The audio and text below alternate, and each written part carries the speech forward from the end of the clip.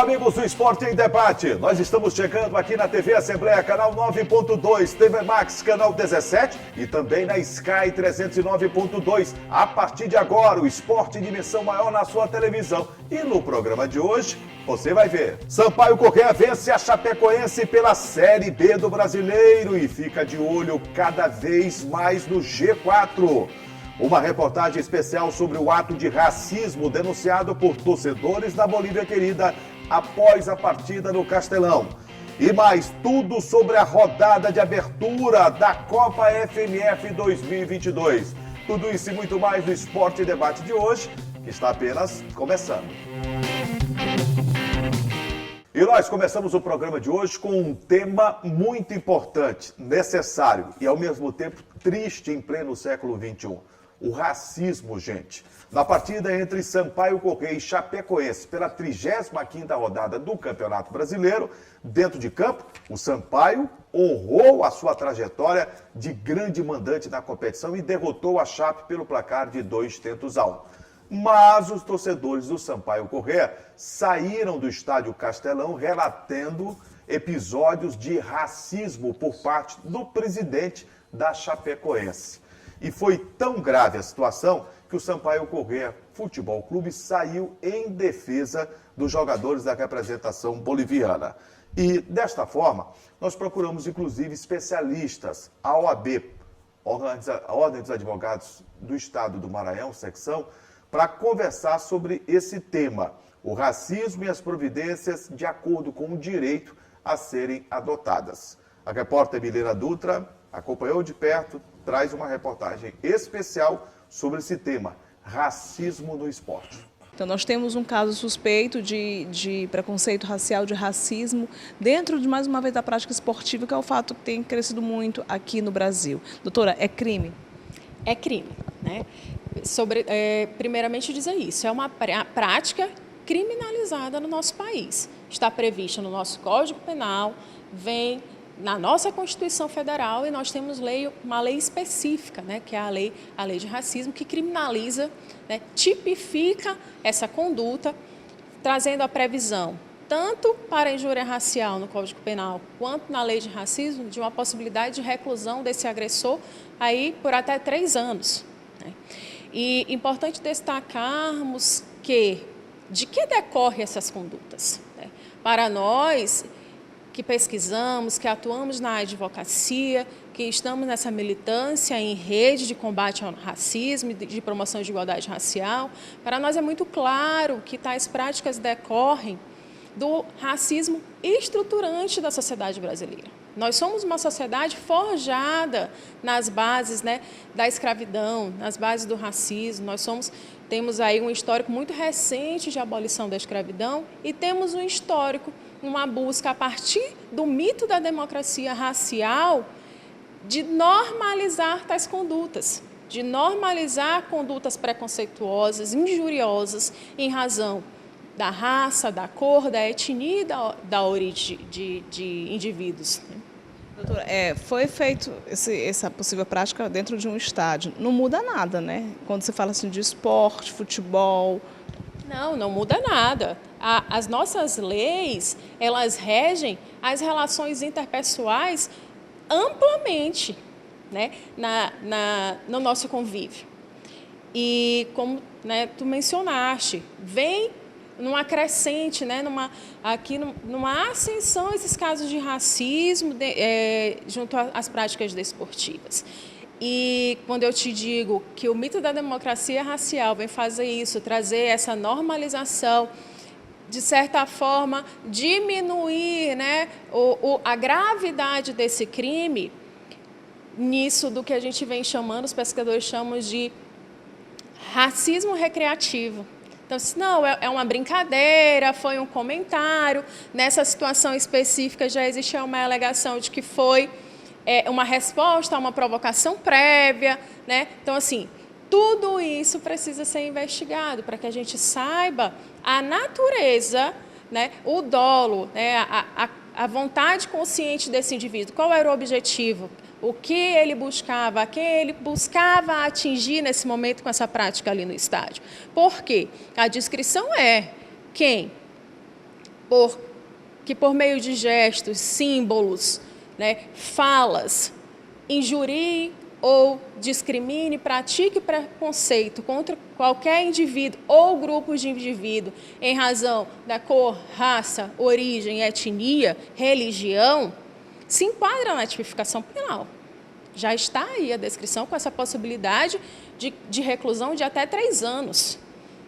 Nesse caso específico, as supostas vítimas registraram devidamente as ocorrências, esse procedimento vai ser encaminhado para a delegacia especializada, feita toda a investigação na fase investigatória, garantido aí o direito da ampla defesa, de que esse suposto agressor, né, esclareça os fatos sobre a sua ótica, para que a gente chegue ao final, né, a uma eventual punição, uma resposta à sociedade ou não, a depender do que o sistema de justiça entenda que de fato aconteceu. Porque o primeiro passo já foi tomado, que é justamente fazer com que essa notícia crime chegue à autoridade competente e a partir daí será impulsionada. A OAB chegou a se manifestar ou ligar para um dos times, não sei se era que ligou para o Sampaio, pode falar sobre isso oficialmente? Institucionalmente, chega a nosso conhecimento, o que nós fizemos inicialmente foi entrar em contato ali com a equipe, com o jurídico do Sampaio, saber que medidas já vêm sendo tomadas, nos colocar à disposição, né, do time e da sociedade, sobretudo porque acontece aqui no Maranhão e a OAB tem esse posicionamento aí do combate efetivo, né, e ininterrupto das práticas de racismo, independente do ambiente onde ela esteja. Então, nós somos comunicados que as medidas iniciais já foram tomadas, já existe aí uma nota, né, uma manifestação por parte do Sampaio nas redes sociais e o acompanhamento já prévio, né, do que vai ser feito futuramente. O que cabe a nós é estar à disposição, tanto da sociedade quanto das vítimas, para prestar os devidos esclarecimentos, acompanhamentos, né, e orientações para que tenhamos esse efetivo, né, essa erradicação de toda e qualquer prática de racismo na nossa sociedade. É triste, viu? É triste, mas a gente precisa dar um basta nessa situação do racismo no esporte, no mundo inteiro, e principalmente no nosso país. Estou ao lado do Gregório Dantas. Tudo bem, Greg? Beleza, meu amigo. Ô, Greg, é um tema, infelizmente, da hora. Tá. Em pleno século XXI, o racismo estrutural, a forma discriminatória, preconceituosa, ela impera ainda dentro do esporte. E no Estádio Castelão, por ocasião do jogo Sampaio-Chapecoense, o presidente da Chape, ao que parece, não aceitou a derrota e a vibração de torcedores do Sampaio Corrêa, né? Julinha, é um caso triste, né, do nosso futebol brasileiro. A gente até destaca que não é exclusividade apenas do futebol, a gente vê isso em vários outros esportes também, né? Casos de racismo acontecendo. É mais triste ainda num país que vivemos, porque é um país de maioria de sua população negra, né? Mais triste ainda, que é no Maranhão, onde a maioria é totalmente negra mesmo. Aqui que a gente tem que falar que aqui a nossa maioria população negra é muito maior. E o que aconteceu por parte do dirigente da Chapecoense, do presidente, que após o término do jogo, o Sampaio ganhou o jogo 2-1, né? A gente sabe disso. Ele foi sair e, claro, começou a ser vaiado, o que é normal, todo torcedor faz isso, quando o outro time perde, começa a vaiar o adversário. Ele não perdeu a cabeça completamente e cometeu um ato racista e criminoso. Ele começou a mostrar a cor da pele dele e apontar para os torcedores do Sampaio. A princípio, alguns torcedores do Sampaio pensaram que ele estava falando de relógio, né? Mas não, era da pele, que ele começou a esfregar a pele dele assim e se configura como um ato racista. Agora, muito, seu Ney Mandana, Isso. que é o presidente da Chapecoense, ele cometeu um grave erro, né? Sim.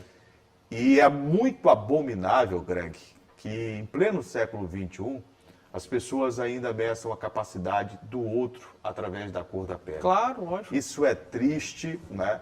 Ele perdeu uma ótima oportunidade de aceitar a derrota e a manifestação do torcedor aqui no Maranhão, em qualquer lugar, como você disse, quando o time perde, né, os donos da casa acabam pupando, acabam vaiando. Isso é absolutamente normal. Normal. E ele não teve a grandeza sequer um cara que é esportista, desportista, presidente de um clube que é importante no futebol, que já sofreu uma tragédia muito grande e ele não tem essa compreensão de respeitar as pessoas, independente do credo, da cor, independente da raça, é um absurdo total, né? É um absurdo total. Tem algumas coisas a comentar a respeito disso. Primeiro, Era muito bom se num caso como esse ele tivesse saído preso. ele tinha viu, que ser Greg? preso, Ele tinha que ser preso. Assim, algumas coisas interessantes. Primeiro, agradecer a OAB, né, na Carol Caetano, que é a presidente dessa comissão de promoção da igualdade racial da OAB da Seccional Maranhão, né, que concedeu essa entrevista para a Milena, explicou um pouquinho sobre os trâmites de um processo de racismo no futebol, o que pode acontecer, o que não pode acontecer, como se dará esse processo, né, a gravidade do que é cometer um ato racista, né, também parabenizar os torcedores do Sampaio, porque fizeram o correto. O torcedor do Sampaio fizeram correto. Tem muita gente que deixa pra lá, né? Essas coisas assim, não, você tem que ir lá, denunciaram. Tem que denunciar mesmo. Isso, foram no plantão central ali das Cajazeiras, né? E denunciaram o ato racista cometido pelo presidente da Chapecoense. Aí eu me coloco assim um pouco na situação, Jurinha, não só do torcedor do Sampaio que sofreu o ato racista, mas e do jogador da Chapecoense que é negro. Esse cara é tão louco, que ele tem negro jogando no futebol, no time dele, que ele contrata. E mesmo que não tivesse, né? Sim, mas eu me coloco na situação deles, porque eu não me espantaria e acharia até normal que um cara dissesse, você tá ficando louco, eu não jogo mais nesse time. Pegava assim, entregava a camisa do jogo, que deveria ser o certo. Reações dos próprios atletas da Chapecoense, de não aceitar um absurdo que é esse, rapaz. E a nível nacional, para que você tenha uma ideia, você lembra que os clubes fizeram né, um ato, sempre quando ia começar o jogo, eles se abaixavam, cerravam os punhos, né, colocavam o cotovelo. Sim, claro. E a Chapecoense participou. Participou. A Chapecoense é um time que ganhou a simpatia geral do Brasil pelas suas campanhas recentes de acessos consecutivos e também por conta da tragédia, né, que comoveu o Brasil, o mundo inteiro. Ele tinha que ser banido também do esporte. Não tem vaga para esse tipo de gente. Depois do intervalo, o destaque para a Copa FMF, que já começa com problemas. O São José não vai a campo e o Moto vence na primeira rodada por WO. O Maranhão fica no empate jogando fora de casa. Os detalhes, segura aí que daqui a pouco a gente volta.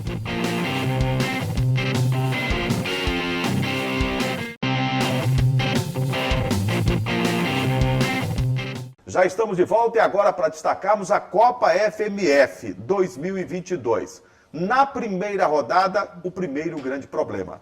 O jogo marcado para acontecer nesse domingo no Estádio Castelão entre Motoclube e São José não aconteceu.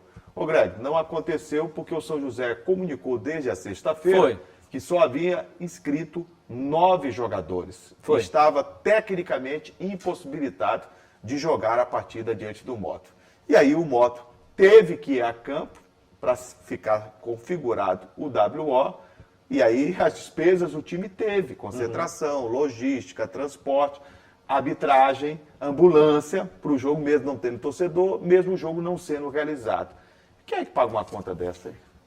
Quem pagou o pato foi o Moto, a diretoria do Moto, né? É claro que ganhou o jogo por 3-0, que é o que determina a legislação. Não, de acordo com o regulamento, é 1-0. 1-0, desculpa. Porque ainda tem isso, né? Antes era 3, agora eles mudaram para 1-0, né? O Moto ganhou a partida por 1-0, né?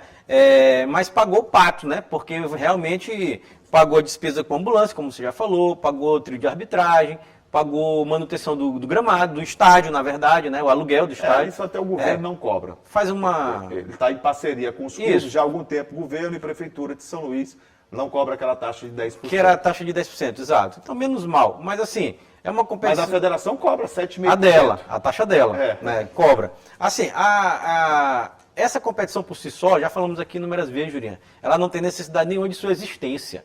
Ela é uma competição inócua. Ela não tem condição alguma de existir, porque não precisa. Porque essas vagas que ela dá direito deveriam vir do Campeonato Maranhense, como sempre era feito. E isso, Greg, acaba estrangulando os clubes. Você vê que o São José não inscreveu os jogadores porque a condição financeira dele é muito ruim. De todos. Os clubes, à exceção do Sampaio, e este tem reclamado da falta de apoio da Federação Maranhense de Futebol, os outros clubes não têm cota, não têm patrocínio, não têm recursos.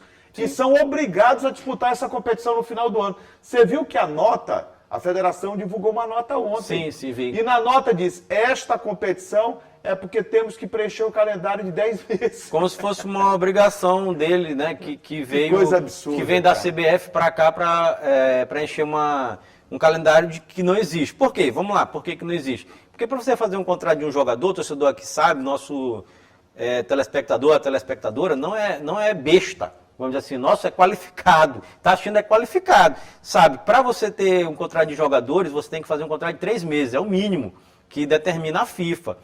E essa competição dura um mês. Então você faz um contrato de 3 meses com o atleta para jogar um mês, sendo que o seu futebol profissional está paralisado desde o final do Campeonato Maranhense, de vários times desses aqui, né? Acabou o Campeonato Maranhense ali no meados de julho, Jurinha. De julho. É verdade. Aí você volta no final de outubro para fazer uma competição que estava paralisada. E detalhe, mesmo aqueles que estavam em atividade tiveram que refazer o seu time. Isso. Caso do Tuntum e do Maranhão. Todos tiveram que refazer, porque a competição ainda tem um absurdo de ser sub-23 com a permissão só de 3 jogadores acima de 23 anos, que é uma competição sub-23 que classifica para uma profissional. É uma loucura. É uma loucura. É uma competição sub-23 que classifica para profissional. Copa do Brasil é profissional. A Campeonato Brasileiro da Série D, profissional. É tudo errado. Então, esse WO é mais um exemplo de como faz tudo errado. É uma vergonha, né? Como a Federação Maranhense comete tudo errado. A gente estava até falando nos bastidores, eu e você, de que o índice de aproveitamento de erros da federação é absurdo. Em todas as competições que eles organizaram esse ano, teve coisa escabrosa. Recentemente, a Série B teve WO, o jogo Bacabal Imperatriz. Exato. Não houve. Isso. Quer dizer, é comum essa série de WOs? Não deveria ser. Não. Demonstra a incapacidade da Federação De Maranhense de organização. Futebol de organizar, de promover. Isso. A federação e os dirigentes Fomentar. estão lá. Está escrito no como é o nome, Jurinha? No registro da federação que o objetivo dela é o fomento ao esporte. Finalidade, né? A finalidade é o fomento ao esporte, não fomenta nada. Não fomenta nada. Greg, você vê o seguinte, é que em todos os lugares, você vê as federações, os dirigentes são geralmente dirigentes que conheceram a realidade dos clubes. Ele era o dirigente de um clube, e aí depois ele alçou um voo para ser presidente da federação. Ele conhece o dia a dia do clube. É isso. Quem está lá na federação não sabe de nada. Acontece muito isso mesmo. Não sabe, nunca gastou nada pelo futebol, só arrecada. É porque não tinha conhecimento de clube. Até o presidente... porque o Regina foi presidente do Moto, que na verdade, eu tenho que ter bem claro aqui com o torcedor e a torcedora, que sabe, é ele que manda, né? Quem manda é o Regina, né? É ele que manda, é ele que escreve, é ele que monta a tabela, é ele que monta o regulamento. Eu falei do comando mesmo. A federação hoje é dirigida pelo gelo do Antônio Américo. É um comando fictício, Jurinho. É tipo a rainha da Inglaterra, que agora é o rei, que tá lá, mas não manda em nada. Quem manda é a Regina. Ele que manda. E ele manda tudo errado, por isso que dá tudo errado. Tá tudo errado, esse campeonato é errado. O Campeonato Maranhense teve um monte de erro, teve jogos adiados, jogos com portões fechados. Teve tudo errado, cara. É tudo errado. E todo o campeonato deles... E eles não aprendem nunca. Não, e eles erram todo dia, e repetem os meus erros. Só que teve os outros jogos, né, Teve outros jogos. E aqui eu destaco para você e o público ouvinte ligado aqui no Esporte Debate, o Maranhão estreou jogando fora de casa. Foi. O Maranhão enfrentou o Juventude no estádio Pinheirão. Detalhe, o Juventude só tinha um jogador no banco de reservas. Loucura. Loucura. É. Nem de campeonato de bairro isso acontece. Nem de campeonato de bairro aqui de São Luís. No Interbairro não acontece isso aí. Meu Deus do céu. O jogo foi 1-1, Greg. Sim, foi. Um empate no final. O Maranhão teve uma penalidade com o Leone, que acabou desperdiçando. Foi. E depois o Mac fez 1-0, tomou o gol de empate. Resultado, 1 para o Maranhão, 1 para o Juventude também fora de casa. Isso. E pelo grupo B, Juliano, também teve Tuntum e Chapadinha, né? Jogando no Rafael Seabra. O Leão dos Cocais fez seu dever de casa, venceu pelo placar mínimo, 1-0. O único gol do jogo foi marcado pelo zagueiro João Vitor aos 30 minutos do primeiro tempo. Foi isso. Então, os resultados dessa primeira rodada, que nem chegou a ser fechada, né? Não. Nós vamos ter jogo, inclusive, na próxima quarta-feira. Isso. Eita, Greg, vamos torcer para ver se essa competição melhora, né? Só para encerrar, próxima quarta-feira tem Iape Pinheiro, que é 3h30 da tarde agora no Nhozinho Santos. Deve estar lotado, né? Quarta-feira, 3h30 da tarde, Naldo. Quarta-feira, 3h30 da tarde, no Nhozinho Santos. Né? Meu amigo, esses caras não conseguem fazer nada certo, Julinho. É impressionante. É impressionante. Depois do intervalo, vamos falar da Série B do Campeonato Brasileiro, da vitória do Sampaio e dos próximos jogos da Bolívia querida na reta final da segunda divisão do futebol brasileiro. Segura aí que daqui a pouco a gente volta.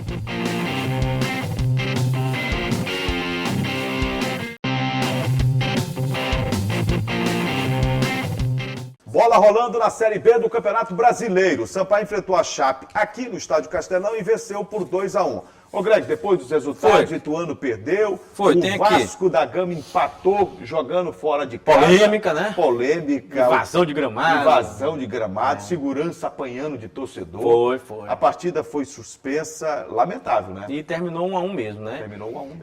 Era o jogo que o Sport tinha a oportunidade de passar o Vasco na tabela, se ganhasse, né? E não conseguiu, acabou continuando na quinta colocação. Essa rodada foi uma rodada interessante para o Sampaio Corrêa, Julinho. O Sampaio terminou a 35ª rodada do campeonato na 6ª colocação. Estava em quinto. Mas foi muito interessante, porque é muito expressivo isso. Estamos na 35ª colocação, na 35ª rodada, e o Sampaio é o 6º colocado. Restam 3 rodadas. Isso. Olha, Sampaio tem o Ituano. Tem aqui. Sábado que vem. Isso, separei aqui, ó. Depois pega o Vasco e na última rodada recebe o Londrina. Isso, é Ituano sábado agora dia 22, né, 6h30 da tarde, no Novelli Júnior, fora de casa. Aí tem Vasco da Gama, quinta-feira, dia 27, o jogo será realizado em São Januário, 8 horas da noite.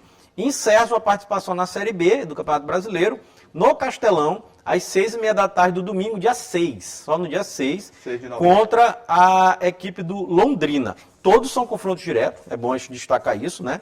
O Sampaio está nesse momento na 6ª colocação com 52 pontos. O Vasco tem 56, Jurinha.